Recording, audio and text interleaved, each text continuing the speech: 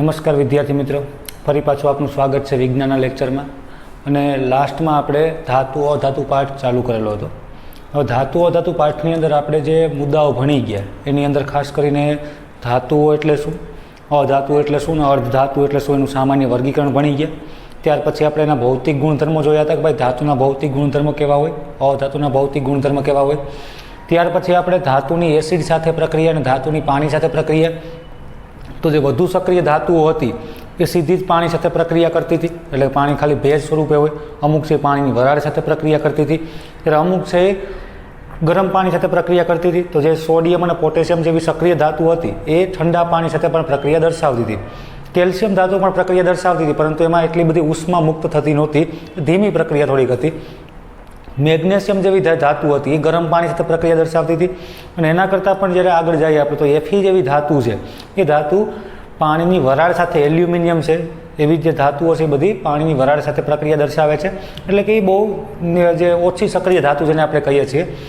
તો આ બધી બાબતો આપણે ભણી ગયા પછી વચ્ચે આપણે એક ટોપિક એ પણ જોયો હતો કે ભાઈ ધાતુના ઓક્સાઇડ અને અધાતુના ઓક્સાઇડ, જે ઓલરેડી આપણે અગાઉના લેક્ચરોમાં અને અગાઉના પાઠમાં પણ ભણી ગયા હતા કે અધાતુના ઓક્સાઇડ અને ધાતુના ઓક્સાઇડ વચ્ચે શું તફાવત છે.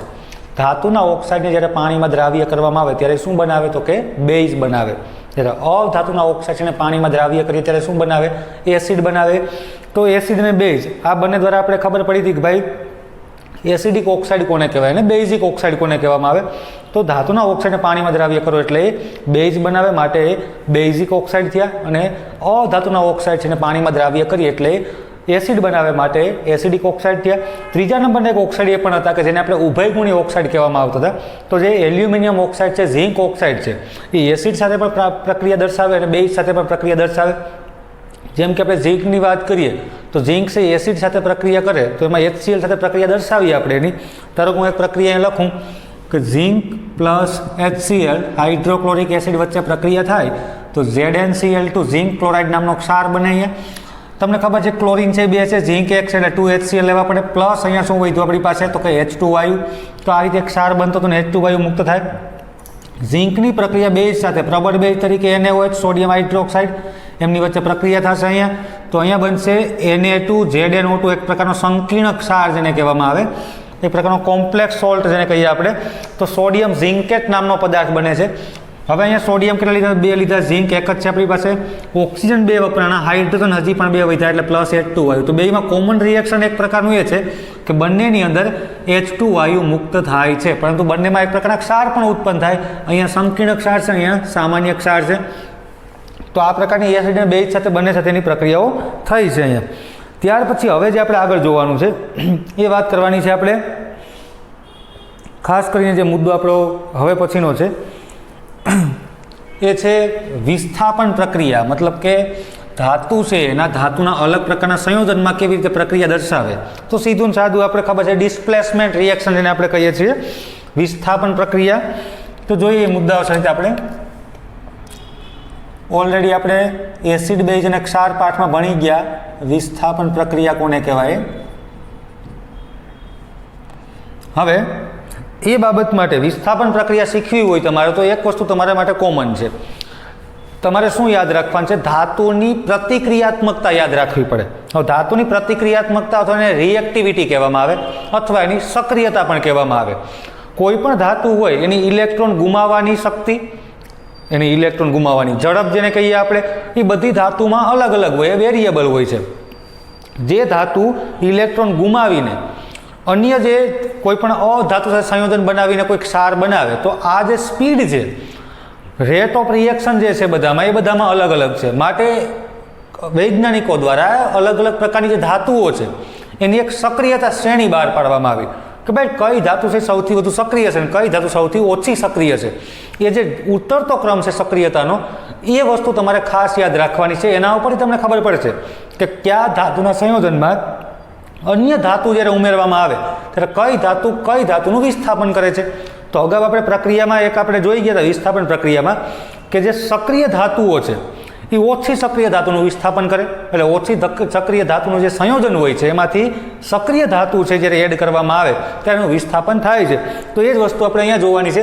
પણ એની પહેલાં મારે તમને સક્રિયતા શ્રેણી એટલે શું સમજાવી દેવાનું છે। તો એમાં ખાલી તમારે એક રિએક્ટિવિટી સિરીઝ જે છે એ યાદ રાખવાની છે। એમાં કઈ કઈ ધાતુ આવે એની વાત કરીએ આપણે। તો આપણે અગાઉ પણ એ વસ્તુ જોઈ ગયા હતા, પણ ફરીથી અહીંયા રિપીટ કરીએ આપણે। સક્રિયતા શ્રેણીમાં સૌથી પહેલાં આવશે પોટેશિયમ। પોટેશિયમ ધાતુ છે સૌથી વધુ સક્રિય છે, એને હવામાં ખુલ્લી રાખી શકાતી નથી। આમ તો એમ કહી શકાય કે એના પછી આવે છે સોડિયમ।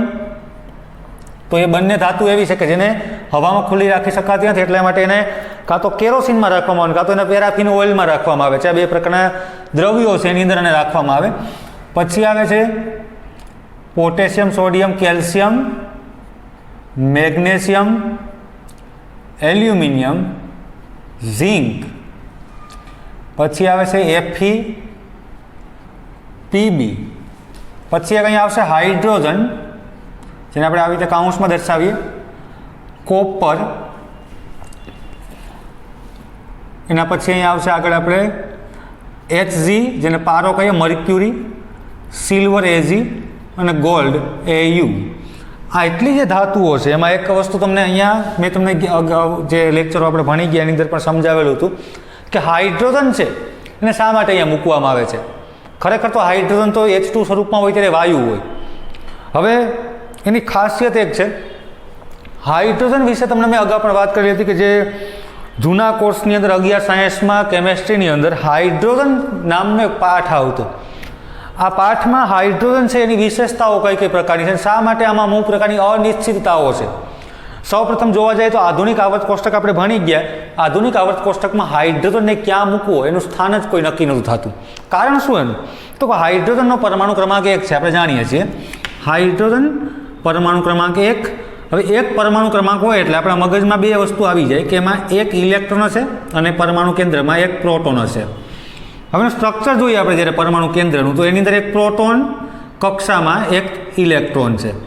હવે જ્યારે એક ઇલેક્ટ્રોન ગુમાવે છે ત્યારે એની પાસે વધ્યું શું? તો કે ફક્ત ને ફક્ત પરમાણુ કેન્દ્ર તરીકે એક પ્રોટોન। એક માત્ર એવું તત્વ, 118 તત્વોમાંથી એક માત્ર એવું તત્વ છે કે જેની પાસે ન્યુટ્રોન નથી। એક પણ ન્યુટ્રોન હાઇડ્રોજનમાં હોતો નથી। હવે બીજા સંદર્ભમાં જોવા જાય તો જે એક ઇલેક્ટ્રોન ગુમાવે તો સામાન્ય આપણે એક વસ્તુ જોઈ ગયા કે ભાઈ ધાતુ છે એ કયો ગુણધર્મ એવો ધરાવે કે જે યુનિક છે, કે જે બીજી ધાતુઓમાં બીજા કોઈ તત્વોમાં જોવા નથી મળતો। તો એવો એક ગુણધર્મ છે જેને આપણે કહીએ છીએ કે જે ઇંગ્લિશમાં શબ્દ છે ઇલેક્ટ્રોપોઝિટિવિટી। ઇલેક્ટ્રોપોઝિટિવિટી, આ ઇલેક્ટ્રોપોઝિટિવિટી એટલે શું? તો જેને વિદ્યુત ધનમયતા કહેવામાં આવે। વિદ્યુત ધનમયતા ક્યારે પ્રાપ્ત થાય? તો કે જ્યારે તમે સોડિયમની વાત કરતા હોય તો ફેવરેબલ આપણું આ બધાનું છે ઉદાહરણ, કારણ કે સરળ પડે એટલા માટે। સોડિયમનો પરમાણુ ક્રમાંક 11 છે। સોડિયમ જ્યારે કોઈ પણ અધાતુ સાથે સંયોજાવા જાય ત્યારે પોતાની M કક્ષા KLM સોડિયમની ઇલેક્ટ્રોન રચના થશે 281। એમાં K કક્ષામાં એક ઇલેક્ટ્રોન, 2 ઇલેક્ટ્રોન, L કક્ષામાં 8 ઇલેક્ટ્રોન અને M કક્ષામાં 1 ઇલેક્ટ્રોન પોતાની L કક્ષામાં અષ્ટક રચના પૂર્ણ કરવા માટે, અથવા તો એમ કહીએ કે જેની નજીકનું કોણ, તો કે સંવૃત ઇલેક્ટ્રોન રચના કોના જેવી, તો કે નિયોન જેવી ઇલેક્ટ્રોન રચના પ્રાપ્ત કરવા માટે થઈને એ શું કરે છે? તો કે એક ઇલેક્ટ્રોન ગુમાવે છે, એટલે કે ડોનેટ કરે છે। તો અહીંયા સોડિયમ એક ઇલેક્ટ્રોન ગુમાવે એટલે 2 8 ઇલેક્ટ્રોન રચના થઈ છે। એ દરમિયાન એની અંદર રહેલા પ્રોટોન પરમાણુ ક્રમાંકને આપણે Z વડે દર્શાવીએ છીએ। અને જ્યારે 8મા ધોરણમાં ભણતા ત્યારથી શીખતા આવીએ આપણે કે ભાઈ સોડિયમ કે કોઈ પણ ધાતુ તત્વ હોય કે અધાતુ તત્વ હોય એનો જે પરમાણુ ક્રમાંક હોય એ પરમાણુ ક્રમાંક બે વસ્તુ તમને દર્શાવે। એક તો એની અંદર રહેલા ઇલેક્ટ્રોનની સંખ્યા અને બીજું પ્રોટોનની સંખ્યા। તો અહીંયા સોડિયમની અંદર 2 8 એટલે કે 10 ઇલેક્ટ્રોન છે હવે, પરંતુ પ્રોટોન હજી પણ કેટલા છે? 11 છે। એટલા ઉપર આના ઉપર કેવો આવે? ચાર્જ પ્લસ ધન છે, વિદ્યુત ધનમય આયન બન્યો, એટલા માટે આ ગુણધર્મ એનો થયો ઇલેક્ટ્રોપોઝિટિવિટીનો ગુણધર્મ। તો અહીંયા તમે જુઓ કે હાઇડ્રોજન છે, ધાતુઓ તો બધી ઇલેક્ટ્રોપોઝિટિવ છે, મતલબ કે એક ઇલેક્ટ્રોન ગુમાવે, 2 ઇલેક્ટ્રોન ગુમાવે અથવા 3 ઇલેક્ટ્રોન ગુમાવે, પરંતુ હાઇડ્રોજન છે એ સામાન્ય જ્યારે ભૌતિક અવસ્થામાં જોવા જઈએ આપણે તો H2 વાયુ છે। H2 વાયુ છે એક પ્રકારનું, છતાં પણ એક તત્વ સ્વરૂપે હોય।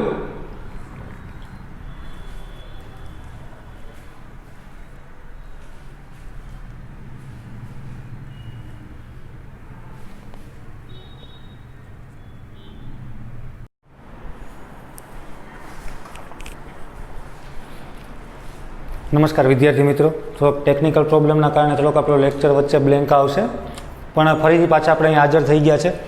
વાત કરતા હતા આપણે ઇલેક્ટ્રોપોઝિટિવિટી એટલે શું, એની અંદર આપણે વાત કરી સોડિયમની. સોડિયમ છે નિયોન જેવી ઇલેક્ટ્રોન રચના પ્રાપ્ત કરે છે, 2 8 ઇલેક્ટ્રોન રચના થઈ જાય છે એની. પ્લસનો ચાર્જ ઉપર આવે છે, એક પ્રોટોન વધારે છે કારણ કે હવે એની પાસે, એટલા માટે અહીંયા આપણે એમ કહીએ કે વિદ્યુત ધનમયતા એની અંદર આવી. તમામ પ્રકારની ધાતુ પણ આમ તો આપણે વાત કરતા હાઇડ્રોજનની પણ, કે ભાઈ હાઇડ્રોજન એકમાત્ર એવું તત્વ છે કે જે ઇલેક્ટ્રોન ગુમાવે, પરંતુ ભૌતિક દ્રષ્ટિએ જોવા જાય તો કેવું છે, ભૌતિક ગુણધર્મ કેવા છે એના, તો કે વાયુ સ્વરૂપના છે એટલે અધાતુ છે. આમ જોતા આ શું છે તો કે અધાતુ છે, છતાં પણ એક ઇલેક્ટ્રોન ગુમાવે છે. માટે કોના જેવો? રાસાયણિક ગુણધર્મ કોના જેવો થયો એનો? રાસાયણિક ગુણધર્મ ધાતુ જેવો થયો, કારણ કે ઇલેક્ટ્રોન ગુમાવે છે માટે એને અહીંયા મૂકવામાં આવ્યું છે કે ભાઈ H તરીકે. તો આ બધી ધાતુનો એક સક્રિયતા ક્રમ છે. આના ઉપરથી આપણે ખબર પડે કે ભાઈ અલગ અલગ પ્રકારની જે ધાતુઓ છે કે એના ક્ષારના સંયોજનો છે એની અંદર કઈ રીતે વિસ્થાપનની પ્રક્રિયા દર્શાવે છે. તો એ પ્રયોગ પણ આપણે આપેલો હતો અગાઉ. એવા અલગ અલગ જરાક આપણે વસ્તુને જોઈ લઈએ કે ભાઈ એમાં કયા કયા પ્રકારની પ્રક્રિયાઓ થાય. આમ તો એક કોપર સલ્ફેટવાળો પ્રયોગ છે આપણા માટે સામાન્ય છે કે ભાઈ કોપર સલ્ફેટ છે એનું દ્રાવણ હોય એક બીકરમાં, ધારો કે આપણે એક કોપર સલ્ફેટ લઈએ,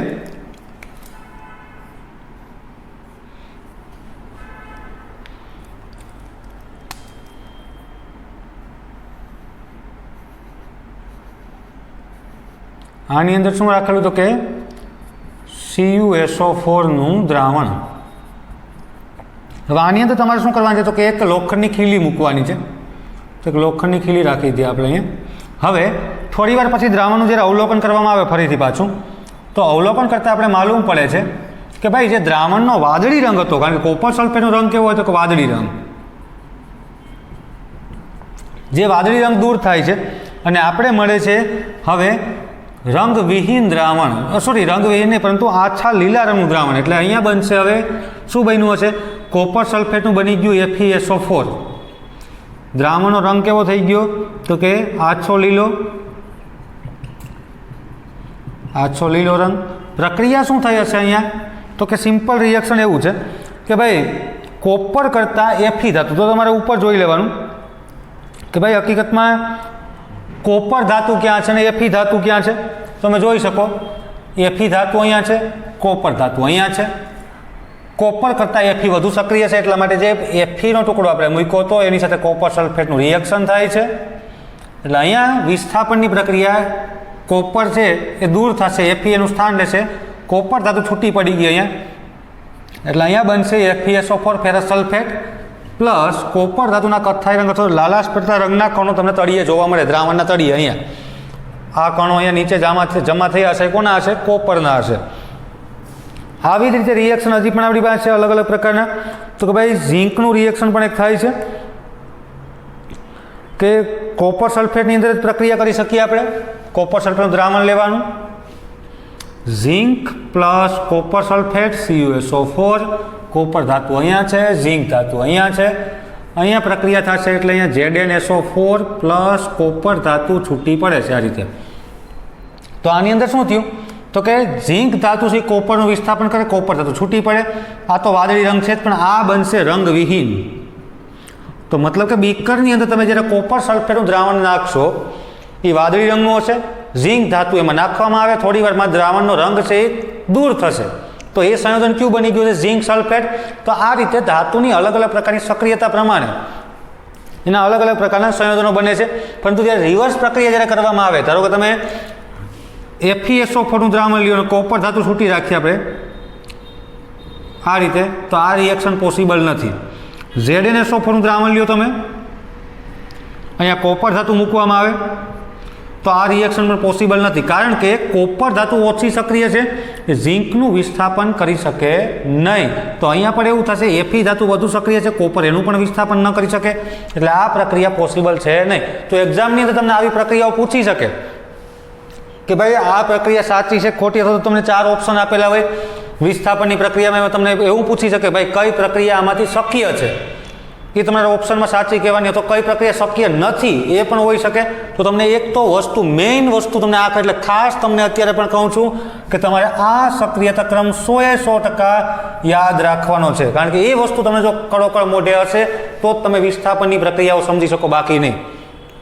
કારણ કે એમને તમને ખબર નહીં પડે કે કઈ ધાતુ વધુ સક્રિય છે અને કઈ ધાતુ ઓછી સક્રિય છે. અને એ ખબર ન હોય ત્યાં સુધી આપણે એમને રિએક્શન લખી નાખીએ, પરંતુ એ પ્રક્રિયા થતી જ ન હોય એટલે ત્યારે આપણે જવાબમાં ખોટા પડીએ છીએ. એટલે આવું ન થાય એનું ખાસ ધ્યાન રાખવું. એના માટે આપણે એક જ વસ્તુ કરવાની છે, તો કે આ એટલી જે ધાતુ છે, મારા ખ્યાલ મુજબ 13 ધાતુ કદાચ હોઈ શકે.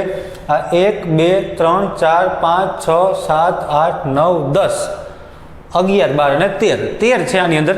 એટલે આ 13 ધાતુઓને આપણે વ્યવસ્થિત રીતે, એમાં હાઇડ્રોજન છે એક અપવાદરૂપ કિસ્સો છે, એટલી વસ્તુ આપણે યાદ રાખવાની થશે.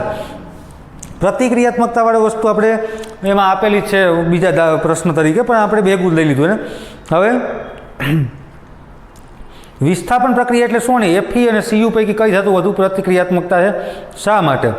તો કે ભાઈ જે પ્રક્રિયા વધુ સક્રિય ધાતુ તેના ઓછી સક્રિય ધાતુને તેના સંયોજનમાં દ્રાવણમાંથી પીગળેલા સ્વરૂપમાં વિસ્થાપિત કરે, તો તેવી પ્રક્રિયાને વિસ્થાપન પ્રક્રિયા. બહુ જૂની બાબત છે આપણા માટે આ, જે અગાઉ પણ આપણે જે વ્યાખ્યાઓ કમ્પ્લીટ કરી ગયા કે વધુ સક્રિય ધાતુ ઓછી સક્રિય ધાતુના સંયોજનમાંથી એનું વિસ્થાપન કરે, એ પ્રકારને પીગળેલા સ્વરૂપમાંથી વિસ્થાપન કરે, ત્યારે એ પ્રકારની પ્રક્રિયાને વિસ્થાપનની પ્રક્રિયા કહેવામાં આવે છે. એની અંદર આપણે વાત કરીએ કે Fe અને કોપરમાંથી કોણ વધુ સક્રિય છે? તો કે Fe અને કોપરમાં આપણી સામે જ છે અહીંયા કે Fe વધુ સક્રિય છે, કોપર ઓછી સક્રિય છે, કારણ કે એની પ્રતિક્રિયાત્મકતા કોપરની ઓછી છે જ્યારે Feની વધુ છે. એટલે સક્રિયતા વસ્તુ આપણે સમજી શકીએ. પછી હવે સક્રિયતા શ્રેણી તમને આપેલી છે. નીચે એક આપણે એક્ઝામ્પલ આપેલું છે, મતલબ કે કોષ્ટકમાં 4 પ્રકારની ધાતુ આપેલી છે, A B C અને D. હવે જરાક જોઈ લઈએ આપણે, અને એની અંદરથી કંઈ પ્રશ્નો પૂછાયેલ તો એ પણ વસ્તુ જોઈએ આપણે.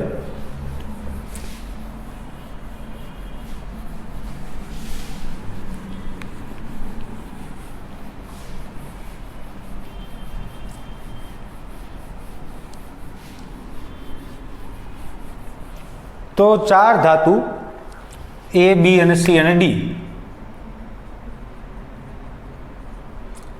હવે આ રીતે આપણે ધાતુ A B C અને D, પછી અલગ અલગ પ્રકારના દ્રાવણ આપેલા છે. આયર્ન સલ્ફેટ, જેને ફેરસ સલ્ફેટ કહીએ આપણે, copper sulphate, zinc sulphate, silver nitrate. તો આપણે ડાયરેક્ટ અહીંયા લખીએ FeSO4, CuSO4, ZnSO4 અને AgNO3.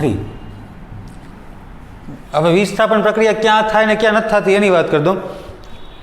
તો કે વિસ્થાપન પ્રક્રિયા અહીંયા થશે, અહીંયા ક્યાંય નથી થતી, આ રીતે. પછી કોપર સલ્ફેટ દ્રાવણમાં તો કે અહીંયા વિસ્થાપન પ્રક્રિયા થાય, અહીંયા કંઈ નથી કરવાનું આપણે, અને અહીંયા પણ પ્રક્રિયા થતી નથી. પછી છે છેલ્લા ત્રણેયમાં પ્રક્રિયા થતી નથી અહીંયા, આ રીતે. પછી એક વિસ્થાપન પ્રક્રિયા અહીંયા થાય છે, અહીંયા થતી નથી, આની અંદર કંઈ નથી કરવાનું આપણે, આ રીતે. એટલું કોષ્ટક આપણે આપેલું છે. હવે આપણે પ્રશ્નો ક્યાં ક્યાંમાંથી ક્લિયર કરવાના છે, તો એ આપણે પ્રશ્નો આપેલા છે કે ભાઈ ધાતુ A B C અને D નીચેના દરેક પ્રશ્નોમાં ઉપર એક પ્રશ્નનો આપણે કોષ્ટકનો ઉપયોગ કરીને જવાબ આપવાના છે. સૌથી વધુ સક્રિય ધાતુ કઈ? તો સૌથી વધુ સક્રિય ધાતુ આપણે પહેલાં જાણવી હોય એની અંદર, તો પહેલી વસ્તુ આપણે એ જોવી પડે કે ભાઈ આમાં કોણ વધુ સક્રિય ધાતુ છે, આમાંથી કઈ? તો કે આમાંથી. એટલે આમાંથી જોવું પડે આપણે, આમાંથી કોણ વધુ સક્રિય ધાતુ હોય? તો કે આની અંદર છે સૌથી વધુ સક્રિય ધાતુ છે ઝિંક. પણ ઝિંકમાં એક પણ વિસ્થાપનની પ્રક્રિયા થતી નથી. એટલે ઝિંકમાં તો પ્રક્રિયા થતી જ નથી, એટલે આની વાત તો પૂરી થઈ ગઈ. હા, પ્રક્રિયા ક્યાં થાય? તો કે આમાં ક્યાંય થાય? તો કે હા, અહીંયા થાય છે. બી નંબરની જે બી ધાતુ છે એ FeSO4માં વિસ્થાપન કરાવે, મતલબ કે બી પ્લસ FeSO4. કોઈ આ ધાતુ નથી, આ અત્યારે બી છે એ ખાલી આપણા માટે એક સંજ્ઞાત્મક છે, પણ એ વિસ્થાપન કરે છે અહીંયા. તો એટલે અહીંયા બનશે BSO4 પ્લસ Fe ધાતુ છૂટી પડે છે અહીંયા. આપણે એટલે ખબર પડી ગઈ કે ભાઈ આમાંથી પહેલા રેશિયામાં ઝિંક પછીનો ક્રમ કોનો આવે? તો કે Fe નો આવે. ઝિંક પછીનો ક્રમ Fe નો આવે, અને Fe ને પણ વિસ્થાપન કરતી હોય એવી એક જ ધાતુ છે બી. એટલે બી ધાતુ સૌથી વધુ સક્રિય. તો કે સૌથી વધુ સક્રિય ધાતુ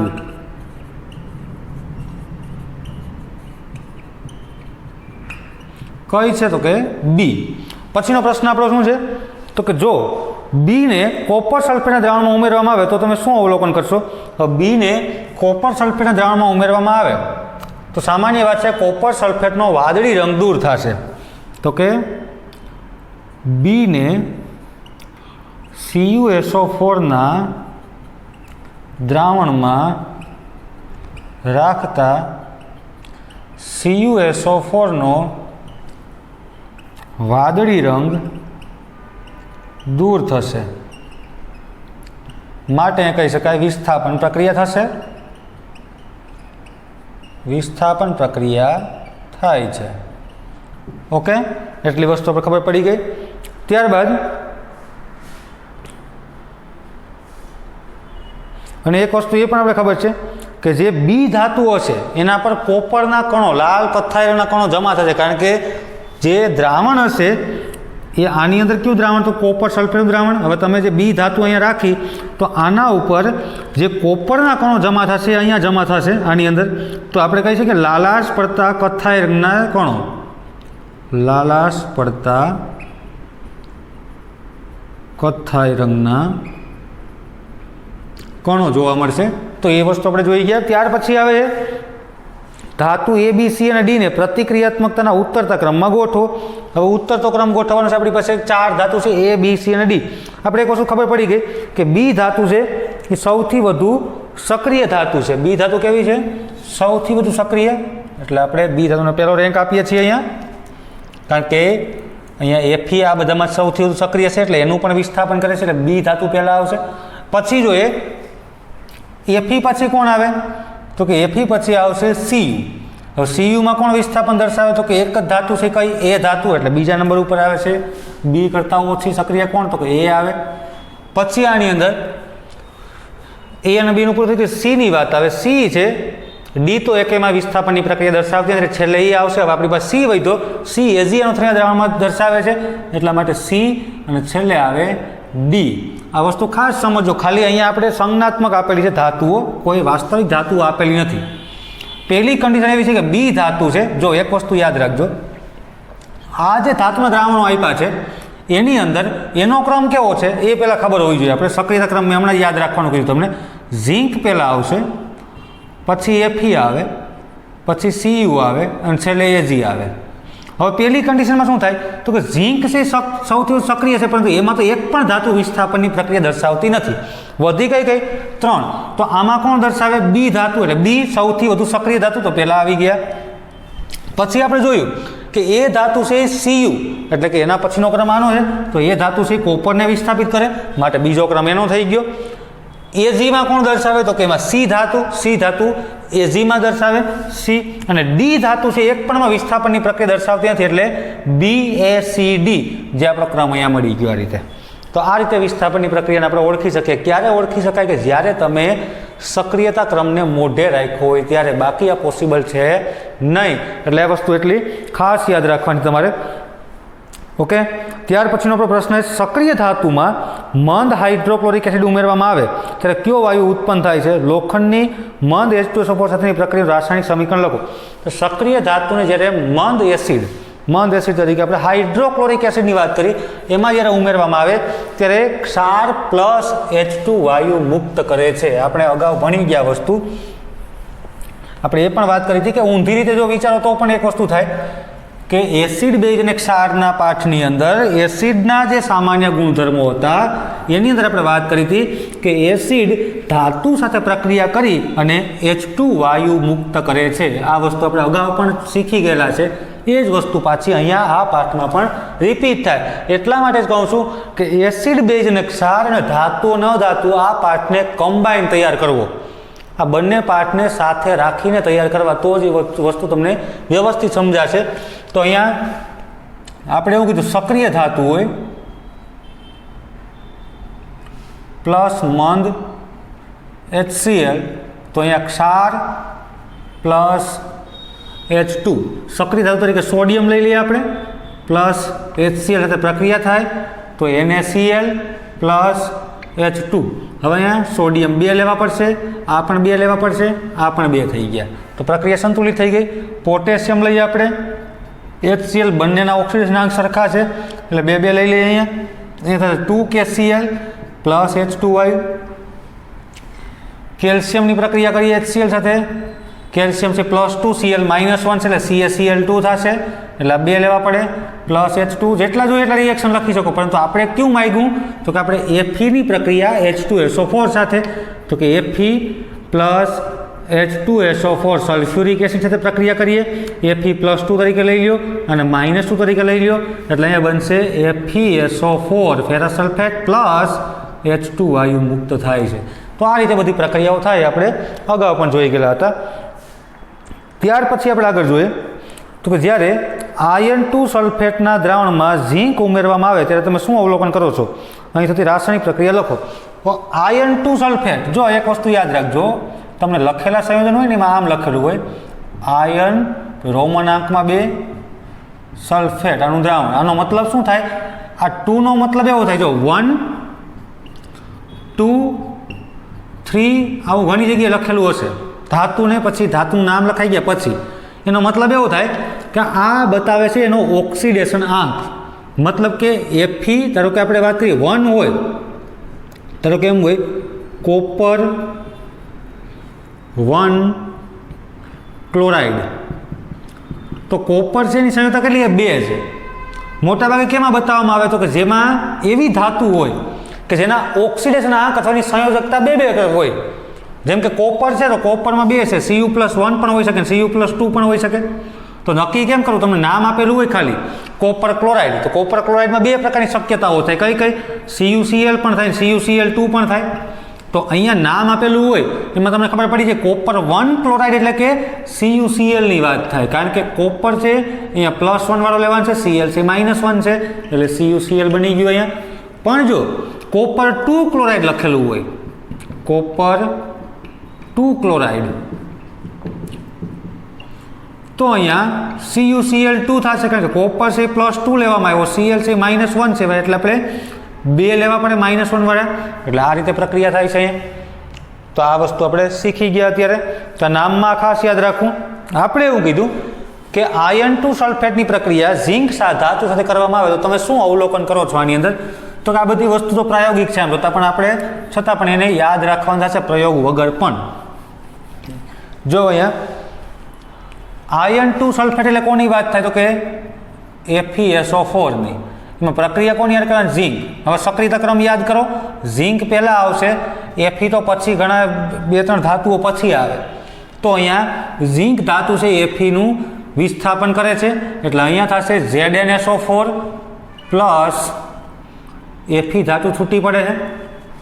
એક વસ્તુ યાદ રાખવાની આની અંદર કે ભાઈ આમાં ખબર કેમ પડે આપણે કે આ વિસ્થાપનની પ્રક્રિયા થઈ કે નહીં? તો ખરેખર વસ્તુ એક યાદ રાખજો, વિસ્થાપનની પ્રક્રિયામાં મોટે ભાગે રંગ પરિવર્તન જોવા મળે. FeSO4 છે એનો રંગ જ્યારે દ્રાવણમાં બનાવવામાં આવે ત્યારે આછો લીલો રંગ હોય છે, એનો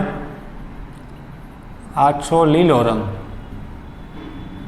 જ્યારે ઝીંક ધાતુ છે એ જ્યારે સલ્ફેટ સાથે જોડાય ત્યારે આ દ્રાવણ બની જાય રંગવિહીન, અને કથ્થાઈ રંગના કણો ઝીંકના સળીઓ કે જે ધાતુ એની ફરતે જોવા મળે, તો દ્રાવણના તળિયે જોવા મળે તો કથ્થાઈ રંગના કણો. તો આપણું અવલોકન થયું કે જે દ્રાવણ હતું એ આછા લીલા રંગનું હતું, એમાંથી રંગવિહીન બન્યું અને કથ્થાઈ રંગના કણો નીચે જોવા મળે એ કોના હશે? Feના હશે. એટલે આપણે આ વસ્તુ શીખી ગયા. પછી આવે છે મંદ એસિડ સાથે પ્રક્રિયા કરી તેમાંથી હાઇડ્રોજનનું વિસ્થાપન કરી શકે ના કરી શકે તેવી 2 ધાતુના નામ આપો. તો મંદ એસિડ સાથે પ્રક્રિયા કરીએ તો સામાન્ય વાત છે ભાઈ, ઝીંક એલ્યુમિનિયમ એ મંદ એસિડમાંથી હાઇડ્રોજન વાયુનું વિસ્થાપન કરે છે. હવે એ સિવાયની શરૂઆતની ધાતુ સોડિયમ છે, પોટેશિયમ છે, એમાં પણ આ પ્રક્રિયા થાય છે, એટલે એના એક્ઝામ્પલ પર તમે આપી શકો.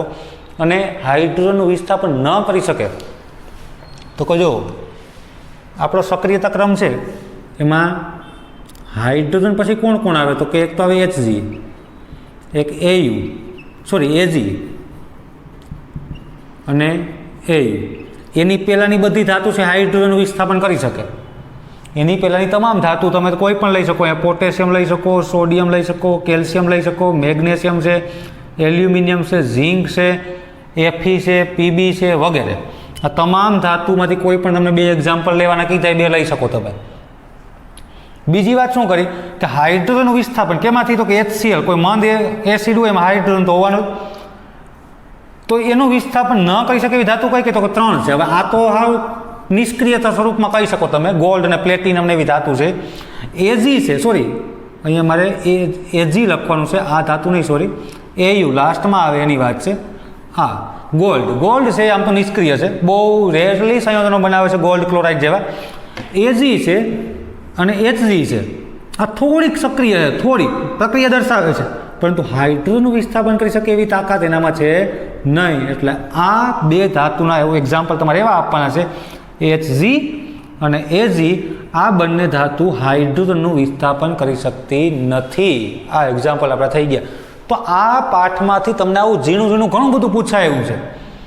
એ ઝીણું ઝીણું પૂછાય, આપણે આવડે, એના માટે સિમ્પલ કોન્સેપ્ટ યાદ રાખવાનો છે. મેં તમને કીધું કે 13 તત્વો તમારે ક્રમમાં યાદ રાખી લો તમે, તો તમને આ બધી વસ્તુ આવડી જાય. આમાં કોઈ વસ્તુ નવી નથી. પણ જ્યારે પ્રશ્નો સામે આવશે ને એ વસ્તુ નહીં આવડતી હોય ત્યારે તમે ઘણો બધો લોસ જશે. એટલે અત્યારથી કહું છું, 13 તત્વો કાં તો એ વ્યવસ્થિત યાદ રાખી લ્યો, અને કાં તો 2-3 માર્કનું જે પૂછાય છે એને લેટ ગો કરી નાખો. તમારે વિચારવાનું છે કે 13 તત્વો યાદ રખાય કે પછી મોટા મોટા થિયોરિટિકલ જે પ્રશ્નો આવેલા હોય એને ગોખવા. આપણે એને વ્યવસ્થિત કોઈ પણ વસ્તુ જ્યારે તમે શીખો, એને સમજો, અને પછી જે તમે એને રિફર કરો ને ત્યારે એ સૌથી વધુ આનંદવાળી વસ્તુ હોય. પણ જ્યારે પહેલી વાર એ ગોઈખું, થોડાક દિવસ ભૂલી ગયા, વળી પર બીજી વાર ગોઈખું, વળી પર થોડાક દિવસ ભૂલી ગયા, ત્રીજી વાર ગોઈખું, આ ગોખવાની પ્રોસેસમાં કોઈ દિવસ આનંદ નથી આવતો. એ ડેઇલી માટે એક ભારણ જ હોય, એક બર્ડન થયું એક પ્રકારનું. એટલે બર્ડન નથી, કેમેસ્ટ્રી ફિઝિક્સ એવા સબ્જેક્ટ છે કે એમાં બર્ડન નથી હોતું, પણ કન્સેપ્ટ ક્લિયર હોવા જોઈએ તમારા. તમે જો એને વ્યવસ્થિત ઊંડાણમાં સમજી લ્યો તો કોઈ વસ્તુ, આને એક વખત તમે અત્યારે સમજ્યા, એક વખત તમે લખશો અને થોડા દિવસ પછી પાછું એક વખત વાંચી લ્યો, એટલે ક્યાંય એમાં પ્રોબ્લેમ નહીં થાય. એક્ઝામ ટાઈમે તમે ખાલી રિફર કરવાનું હોય, બીજું કંઈ નથી હોતું. તો હું ખાલી એક્ઝામના સંદર્ભમાં જ કહેતો, કારણ કે એ તો તમારા મગજમાં તે ડિસ્ટર્બન્સ છે તમને, કે એક્ઝામ કેમ આવશે, શું આવશે, એ બધાના મનમાં છે. એ વસ્તુને આપણે વાત નથી કરતા, પણ આપણે હજી ભણવાનું મૂકી નથી દીધું.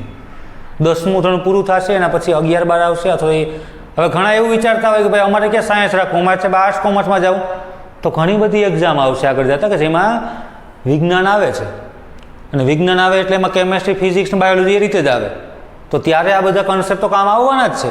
હવે એમાંય ઘણા વિચારતા હોય કે સાહેબ કોમ્પિટિટિવ એક્ઝામ આવે, એમાં 100 માર્કનું પેપર, એમાંથી 5 જ માર્કનું વિજ્ઞાન પૂછાય.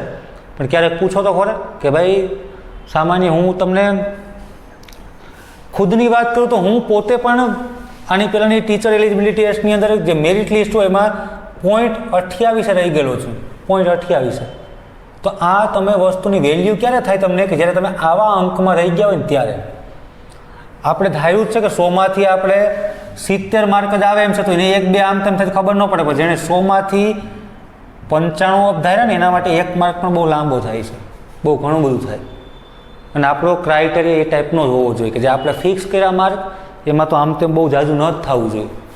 આ વસ્તુ તમે પછડાઈને પછી થવું, યાદ રાખવું, બધું કરવું, એના કરતાં પહેલાંથી વ્યવસ્થિત યાદ રાખવું વધુ સારું બનશે. એટલે સમજવાનું છે, બીજું કંઈ નથી કરવાનું. તો આજના લેક્ચરમાં આપણે એટલા પ્રશ્નો સમજ્યા. આ પ્રશ્નો તમારે હોમવર્કમાં લખવાના છે. ક્યાંય કંઈ પ્રોબ્લેમ હોય તો ગમે ત્યારે પૂછો, સમજો વ્યવસ્થિત. નેક્સ્ટ લેક્ચરમાં આપણે નેક્સ્ટ ટોપિકથી શરૂઆત કરશું. Thank you.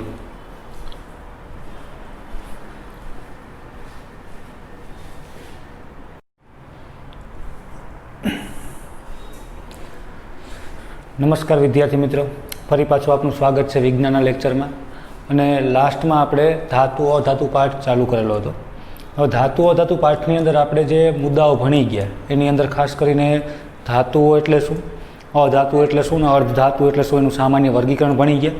ત્યાર પછી આપણે એના ભૌતિક ગુણધર્મો જોયા હતા કે ભાઈ ધાતુના ભૌતિક ગુણધર્મો કેવા હોય, અધાતુના ભૌતિક ગુણધર્મો કેવા હોય. ત્યાર પછી આપણે ધાતુની એસિડ સાથે પ્રક્રિયા અને ધાતુની પાણી સાથે પ્રક્રિયા. તો જે વધુ સક્રિય ધાતુઓ હતી એ સીધી જ પાણી સાથે પ્રક્રિયા કરતી હતી, એટલે પાણી ખાલી ભેજ સ્વરૂપે હોય. અમુક છે પાણીની વરાળ સાથે પ્રક્રિયા કરતી હતી, ત્યારે અમુક છે ગરમ પાણી સાથે પ્રક્રિયા કરતી હતી. તો જે સોડિયમ અને પોટેશિયમ જેવી સક્રિય ધાતુ હતી એ ઠંડા પાણી સાથે પણ પ્રક્રિયા દર્શાવતી હતી.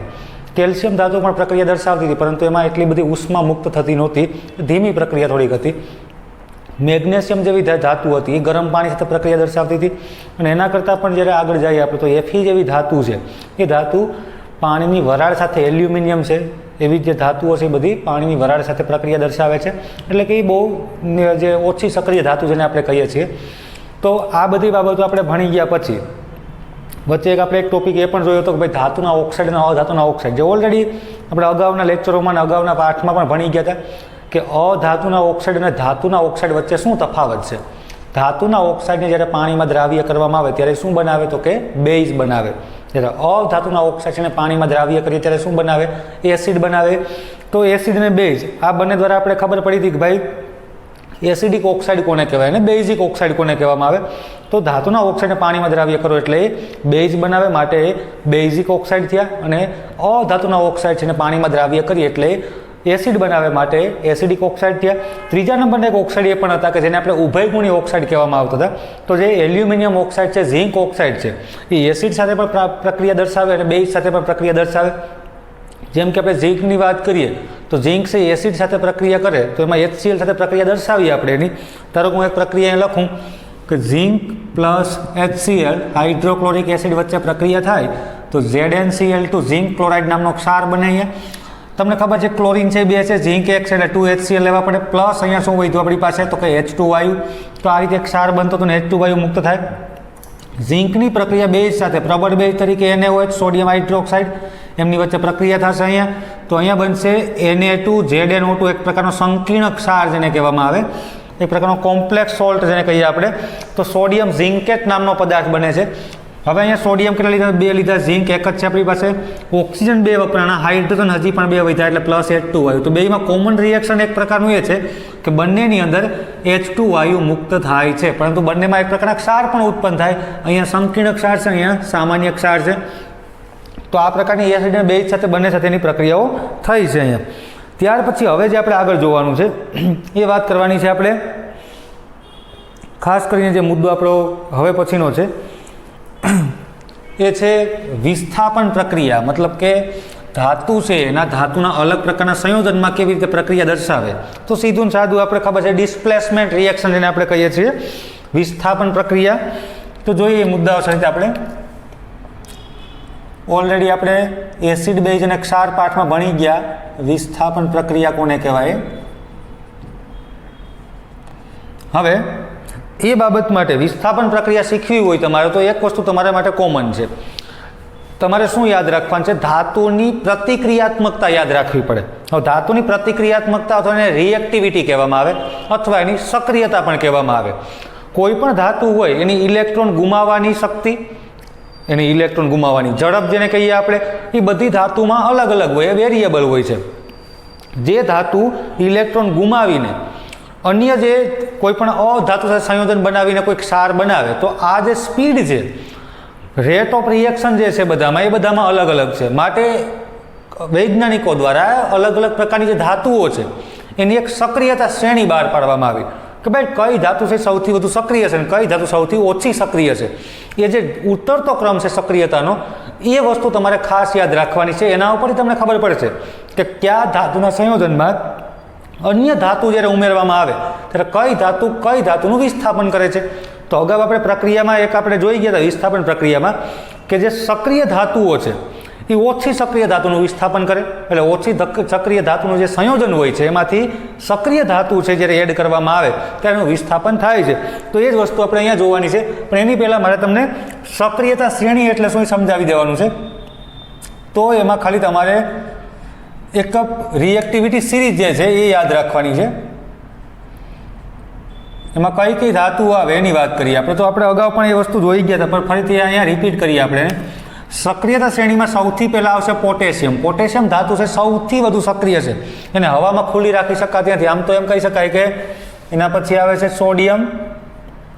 તો એ બંને ધાતુ એવી છે કે જેને હવામાં ખુલ્લી રાખી શકાતી નથી, એટલા માટે એને કાં તો કેરોસીનમાં રાખવામાં આવે કાં તો એને પેરાફિન ઓઇલમાં રાખવામાં આવે છે. આ બે પ્રકારના દ્રવ્યો છે એની અંદર એને રાખવામાં આવે.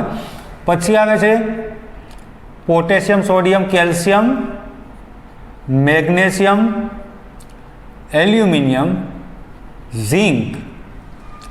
પછી આવે છે Fe, Pb. પછી અહીંયા આવશે હાઇડ્રોજન જેને આપણે આવી રીતે કાઉન્સમાં દર્શાવીએ, કોપર. એના પછી અહીંયા આવશે આગળ આપણે Hg જેને પારો કહીએ, મર્ક્યુરી, સિલ્વર Ag અને ગોલ્ડ Au. આ એટલી જે ધાતુઓ છે એમાં એક વસ્તુ તમને અહીંયા મેં તમને અગાઉ જે લેક્ચરો આપણે ભણી ગયા એની અંદર પણ સમજાવેલું હતું કે હાઇડ્રોજન છે એને શા માટે અહીંયા મૂકવામાં આવે છે.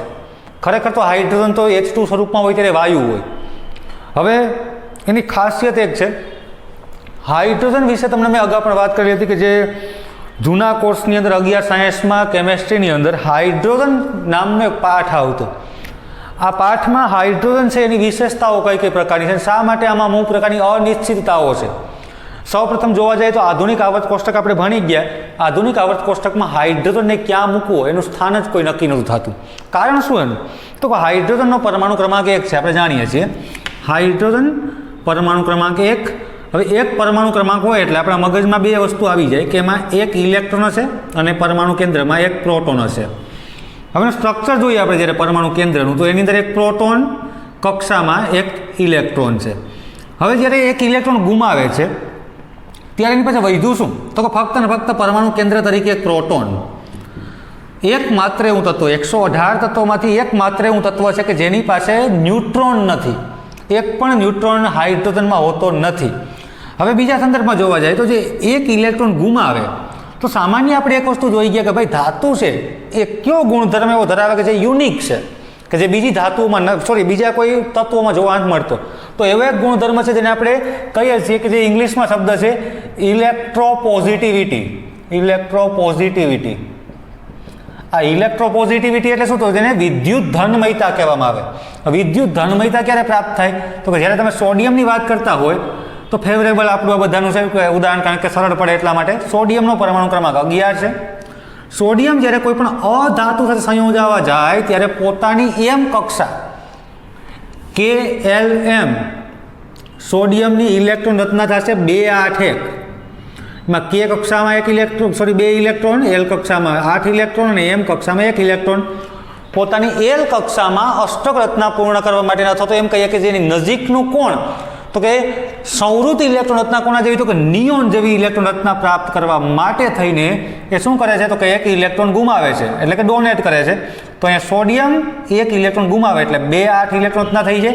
એ દરમિયાન એની અંદર રહેલા પ્રોટોન પરમાણુ ક્રમાંકને આપણે Z વડે દર્શાવીએ છીએ. અને જ્યારે 8મા ધોરણમાં ભણતા ત્યારથી શીખતા આવીએ આપણે કે ભાઈ સોડિયમ કે કોઈ પણ ધાતુ તત્વ હોય કે અધાતુ તત્વ હોય એનો જે પરમાણુ ક્રમાંક હોય એ પરમાણુ ક્રમાંક બે વસ્તુ તમને દર્શાવે. એક તો એની અંદર રહેલા ઇલેક્ટ્રોનની સંખ્યા અને બીજું પ્રોટોનની સંખ્યા.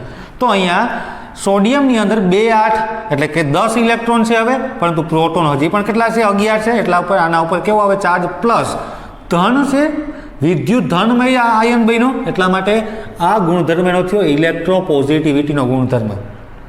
તો અહીંયા તમે જુઓ કે હાઇડ્રોજન છે, ધાતુઓ તો બધી ઇલેક્ટ્રોપોઝિટિવ છે, મતલબ કે એક ઇલેક્ટ્રોન ગુમાવે, 2 ઇલેક્ટ્રોન ગુમાવે અથવા 3 ઇલેક્ટ્રોન ગુમાવે. પરંતુ હાઇડ્રોજન છે એ સામાન્ય જ્યારે ભૌતિક અવસ્થામાં જોવા જઈએ આપણે તો H2 વાયુ છે. H2 વાયુ છે એક પ્રકારનું, છતાં પણ એક તત્વ સ્વરૂપે હોય